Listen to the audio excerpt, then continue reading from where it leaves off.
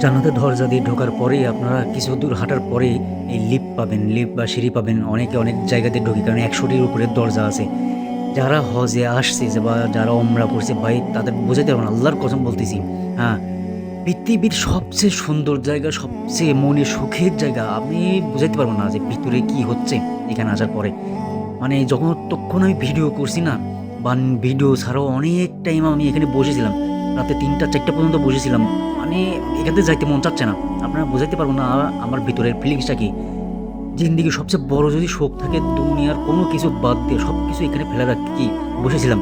শুধু এই একটা ঘরে এসে মানে আল্লাহর ঘরে আসার জন্য।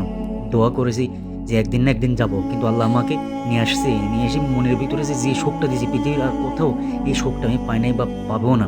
সবকিছু জিন্দেগি সবকিছু চলে গেলেও কোনো আফসোস নাই। এরকম এখন আমার মনে হচ্ছে। ভাই আপনারা যখন আসছেন বা এখনো কেউ আসছে, হজ করছে, উমরা করছে বা আসে নাই।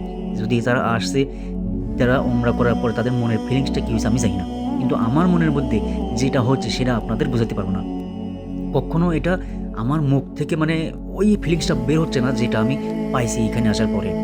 পৃথিবীর যত সুখ, শান্তি মানে সবকিছু পাইয়া গেছি। এরকম মনে হচ্ছে। মানে কি জন্য উপরওয়ালা আমারে পাঠাইছে, কি উদ্দেশ্যে পাঠাইছে, সেই উদ্দেশ্যটা মনে হয় আমি পাইয়া গেছি। এরকম মনে হচ্ছে। মানে ওই স্বপ্নটা পূরণ হয়ে গেছে। আমার পৃথিবীতে আর কি দরকার রে ভাই? আলহামদুলিল্লাহ, হাজারো কোটি শুকরিয়া। আল্লাহ আমাকে মানে কি বলতাম, মুখের ভাষা নাই বলার মতো। এত সুখ, এত শান্তি আপনারা যদি এই মক্কাতে না আসেন তাহলে পাবেন না। হয়তো আমার কথা শুনে অনেকে বলবেন যে ভাই, আরে ভাই আমরাও করছি, আমাদের তো এরকম লাগে নাই। ভাই আমি জানি না, আমার তো মানে কি বলার ভাষা নেই।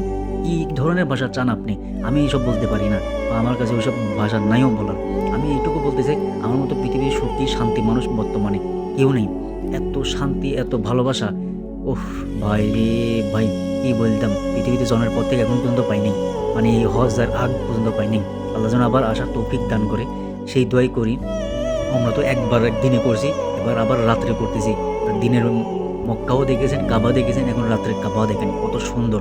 আমি তো মনে করেছিলাম দিনের থেকে রাত্রে একটু কম হবে। হ্যাঁ, কিন্তু আরও রাত্রে আরও বেশি মানুষ। মাশাআল্লাহ! কখনো থামে না। আমি হাজর আসওয়াদ পাথরে পর্যন্ত চুমা দেওয়ার ট্রাই করছি ভাই। ধাক্কায় পারি নাই, এত ধাক্কা-ধাক্কি। হ্যাঁ, তো যেটুকু পারছি আল্লাহ আমাকে তৌফিক দান করেছেন। কাবার দরজায় দোয়া করেছি, শুয়েছি, ৩ কোণায় টাচ করেছি, দোয়া করেছি আলহামদুলিল্লাহ।